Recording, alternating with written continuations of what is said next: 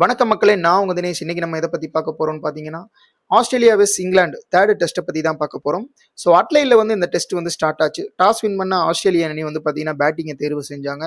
So first இன்னிங்ஸ்ல பார்த்தீங்கன்னா 371 ரன்னுக்கு Australian அணி ஆல் அவுட் ஆயிட்டாங்க. ஆஸ்திரேலியா சார்பாக பார்த்தீங்கன்னா அலெக்ஸ் கேரி பார்த்தீங்கன்னா ஒரு அற்புதமான நாக்காடி ஒரு செஞ்சுரி அடிச்சாருன்னு தான் சொல்லணும். 106 ரன் அடிச்சாரு 143 பால்ல. ஸோ அதுக்கு அடுத்தபடியாக பார்த்தீங்கன்னா ஸ்டார்க் பார்த்தீங்கன்னா ஒரு அரை சதத்தை பதிவு செஞ்சார். இங்கிலாந்து தரப்பில் பார்த்தீங்கன்னா ஜோஃப்ரா ஆர்ச்சர் ஒரு 5 விக்கெட் ஹால் எடுத்தார். ஸோ ஃபர்ஸ்ட் இன்னிங்ஸை ஸ்டார்ட் பண்ண இங்கிலாந்து அணி பார்த்தீங்கன்னா அந்த அளவுக்கு பெருசாக பெர்ஃபார்மன்ஸ் எதுவுமே கிடையாதுங்க. ஸோ ஆரம்பத்தில் எல்லாருமே விக்கெட் மேலே விக்கெட்டை இழந்துக்கிட்டே தான் இருந்தாங்க. பெருசாக எதிர்பார்த்த ரூட் பார்த்தீங்கன்னா 19 ரன் கமின்ஸ் பால் அவுட் ஆயிட்டாரு. அதுக்கு அடுத்தபடியாக பார்த்தீங்கன்னா ஹாரி ப்ரூக் ஒரு 45 ரன். கேப்டன் பார்த்தீங்கன்னா ஸ்டோக்ஸும் ஜோஃப்ரா ஆர்ச்சரும் ஒரு நல்ல நாக் கொடுத்தாங்க. ஸ்டோக்ஸ் பார்த்தீங்கன்னா 83 ரன் அடிச்சாருங்க. ஜோஃப்ரா ஆர்ச்சர் 5 விக்கெட் ஹால் எடுத்தது இல்லாமல் ஒரு 51 ரன் ஒரு அரை சதத்தையும் பதிவு செஞ்சார். ஆஸ்திரேலியா சார்பில் பார்த்தீங்கன்னா கமின்ஸ் பொலாட் பார்த்தீங்கன்னா 3 விக்கெட் விழுந்தது.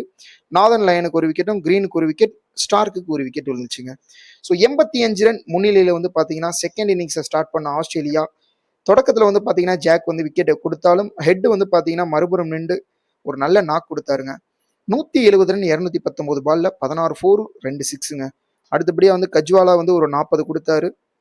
அடுத்தபடியாக அலெக்ஸ் கேரி முதல் இன்னிங்ஸில் சதம் அடித்த மாதிரியே இரண்டாவது இன்னிங்ஸில் ஒரு அரை சதம் ஒரு 72.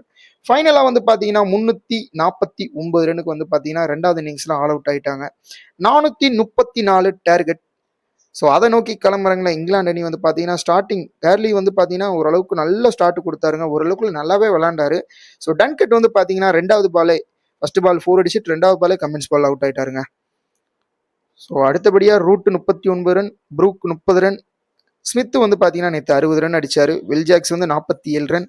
ஸோ ஃபைனலாக ஓவராலாக எல்லாரும் அவங்களோட பங்களிப்பு கொடுத்தது போக 352 ரன்ல பார்த்தீங்கன்னா ஆல் அவுட் ஆயிட்டாங்க. ஸோ இது இல்லாமல் ஆஸ்திரேலியா பார்த்தீங்கன்னா 82 ரன் வித்தியாசத்தில் வெற்றி பெற்றாங்க. ஆஸ்திரேலியா சார்பில் பார்த்தீங்கன்னா ஸ்டார்க்கு 3 விக்கெட்டும் கமின்ஸ்க்கு 3 விக்கெட்டும் நார்தன் லயனுக்கு 3 விக்கெட் விழுந்ததுங்க. போலண்டுக்கு 1 விக்கெட். ஸோ 3 டெஸ்ட்டுமே பார்த்தீங்கன்னா ஆஸ்திரேலியா தான் வின் பண்ணியிருக்காங்க. ஸோ பேஸ்பால் டீமை நோக்கி ஒரு பெரிய பதட்டம் நிலவிக்கிட்டு இருக்குன்னு தான் சொல்லணும். என்ன அந்த பதட்டம்னு கேட்டிங்கன்னா கேப்டன் மேலேயும் கோச் மெக்கலம் மேலேயுமே பார்த்தீங்கன்னா தொடர்ச்சியான தோல்வி. ஏன்னா இந்தியா கூட பார்த்தீங்கன்னா கடைசி டெஸ்ட்டும் தோத்துட்டு அடுத்து ஆஸ்திரேலியாவில் பார்த்தீங்கன்னா தொடர் தோல்வி. தொடர்ந்து 3 டெஸ்ட்டுமே தோத்துருக்காங்க. 5 டெஸ்ட் போட்டி கொண்ட தொடரில் பார்த்தீங்கன்னா ஆஸ்திரேலியா 3-0 அப்படின்றதுல முன்னிலையில் இருக்காங்க. ஸோ நெக்ஸ்ட் டெஸ்ட் எந்த அளவுக்கு பாசிட்டிவாக இருக்க போகுதுன்னு தெரியல. இங்கிலாந்து அணிக்கு வெற்றி பெற்ற ஆஸ்திரேலியாவுக்கு எங்கள் எம்என்எம் ஸ்போர்ட்ஸ் சார்பாக வாழ்த்துக்கள். நன்றி, வணக்கம்.